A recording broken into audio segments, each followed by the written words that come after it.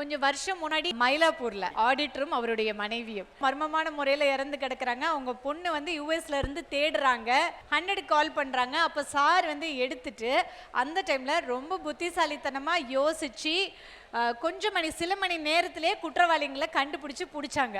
So அதை பண்ணினது தான் அன்பழகன், இன்ஸ்பெக்டர் ஆஃப் போலீஸ். பார்த்தீங்கன்னா ஆடிட்டர் ஸ்ரீகாந்த் அவரது மனைவின்னு இருந்தாங்க மயிலாப்பூரில். அவங்க பொண்ணு வந்து யூஎஸில் இருந்தாங்க. அங்கேருந்து ஃப்ளைட் ஏற்றி விட்டுட்டாங்க.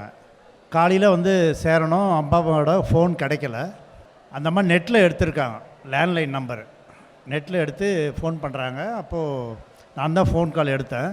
சார், எங்கள் அப்பா அம்மா யூஎஸ்லேருந்து ஃப்ளைட் ஏற்றினேன், இது வரைக்கும் எந்த கான்டாக்டும் இல்லை சார்ன்றாங்க. எனக்கு ஏதாவது ஹெல்ப் பண்ணுங்க அப்படின்னாங்க.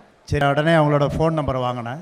ஏர்போர்ட்லேருந்து அவங்க எப்படி போனாங்க, ப்ரைவேட்டு காரில் போனாங்களா இல்லை உங்கள் காரில் போனாங்கன்னு கேட்டேன். இல்லை, எங்கள் வீட்டில் ஓன் டிரைவர் தான். எத்தனை வருஷம் ஒர்க் பண்ணுறாருன்னா 10 வருஷமாக ஒர்க் பண்ணுறாரு.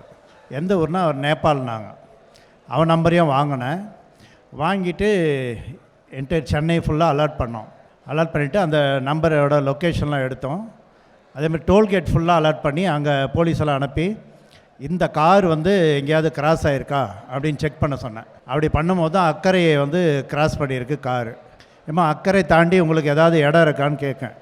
அப்போது வடநெம்மேலி ஈசிஆரில் கிருஷ்ணன்கரன்லேயே எங்களோட ஃபார்ம் ஹவுஸ் இருக்குன்னாங்க.